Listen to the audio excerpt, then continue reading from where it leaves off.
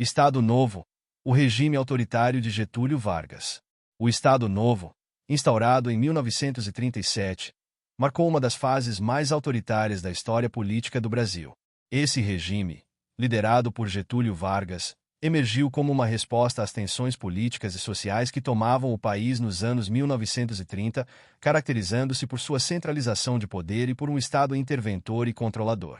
O golpe que instaurou o Estado Novo foi o desfecho de um período turbulento, que começou com a Revolução de 1930 e passou por momentos como a Revolução Constitucionalista de 1932 e a tentativa de insurreição comunista em 1935.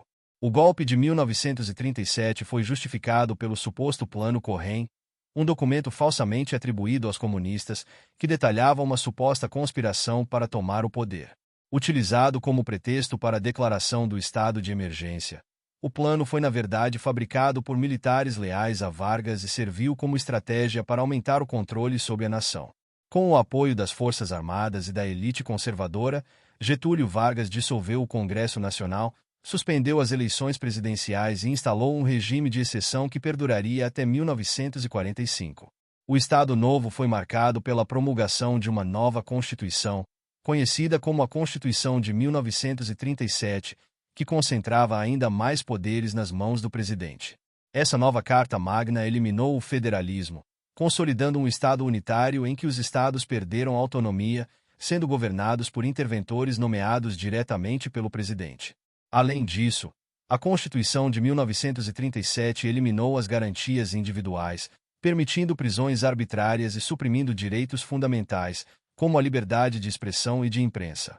Um dos pilares do Estado Novo foi o controle rígido da sociedade por meio da censura e da propaganda. Vargas e seu governo utilizaram amplamente os meios de comunicação para construir uma imagem paternalista e autoritária do presidente. A criação do Departamento de Imprensa e Propaganda, DIP, foi um passo crucial nesse processo. O DIP controlava o que era veiculado na imprensa, no rádio, no cinema e na literatura, garantindo que a imagem do regime fosse propagada sem questionamentos. Ao mesmo tempo, o departamento promovia campanhas de exaltação ao trabalho e à figura do pai dos pobres, como Vargas era frequentemente retratado. A política trabalhista foi um dos aspectos centrais do Estado Novo. Vargas procurou construir um pacto entre capital e trabalho, oferecendo concessões aos trabalhadores urbanos em troca de seu apoio ao regime. Foram criadas leis que regulamentavam as relações de trabalho, como a Consolidação das Leis do Trabalho, CLT, em 1943, que garantiu direitos como férias remuneradas, salário mínimo e jornada de trabalho de 8 horas diárias. Apesar desses avanços, os sindicatos eram fortemente controlados pelo Estado, que impedia qualquer forma de organização autônoma. A liberdade sindical era inexistente, e os trabalhadores só podiam se organizar dentro dos sindicatos oficiais, sob a supervisão direta do governo. No campo econômico, o Estado Novo adotou uma política de industrialização, focada na substituição de importações e no fortalecimento do mercado interno. A criação de estatais, como a Companhia Siderúrgica Nacional, CSN, foi parte dessa estratégia, visando reduzir a dependência do Brasil em relação ao capital estrangeiro e desenvolver a infraestrutura necessária para o crescimento da indústria nacional. Esse modelo econômico protecionista foi fundamental para a modernização do Brasil e a consolidação de sua economia industrial, embora também tenha gerado tensões com setores agrários, que viam o Estado Novo como uma ameaça aos seus interesses.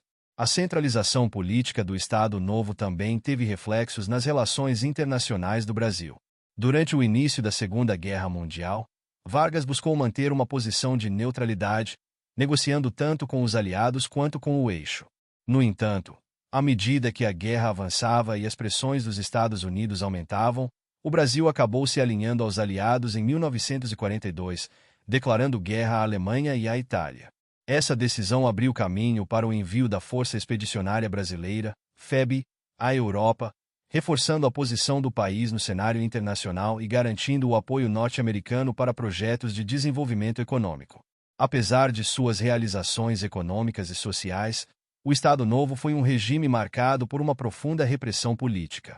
O governo de Vargas perseguia opositores, censurava a imprensa e reprimia violentamente qualquer manifestação de dissidência. Os presos políticos eram frequentemente torturados, e muitos foram exilados ou mortos. A falta de liberdade e as violações de direitos humanos tornaram o Estado Novo um período sombrio na história brasileira, caracterizado pelo autoritarismo e pela negação das liberdades civis.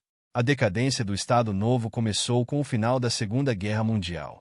A derrota dos regimes fascistas na Europa e a pressão internacional por uma redemocratização fizeram com que setores da sociedade brasileira começassem a questionar a continuidade do regime autoritário.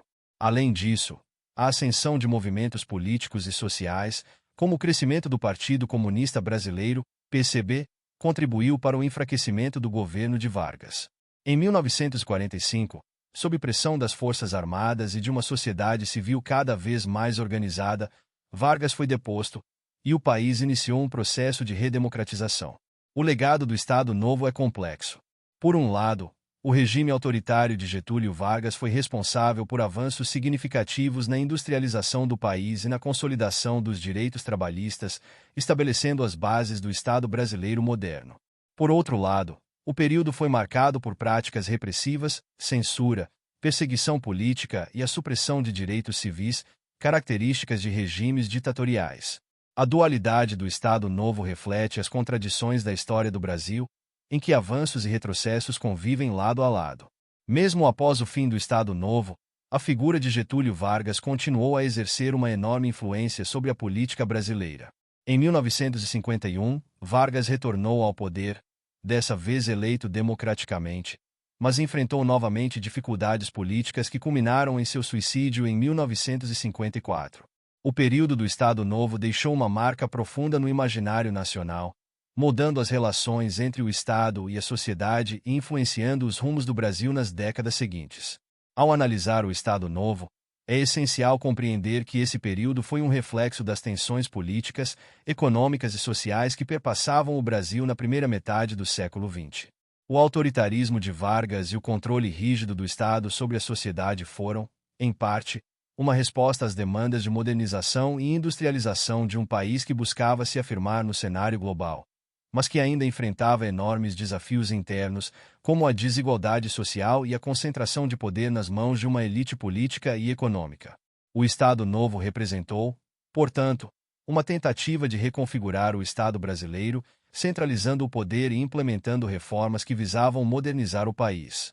Contudo, essa modernização foi alcançada às custas da democracia e das liberdades civis, gerando um regime que, embora tenha promovido o desenvolvimento econômico, deixou profundas cicatrizes na história política e social do Brasil. Muito obrigado!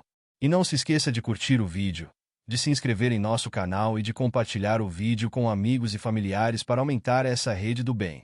Ative o sininho também para receber todas as notificações dos novos vídeos. Até mais!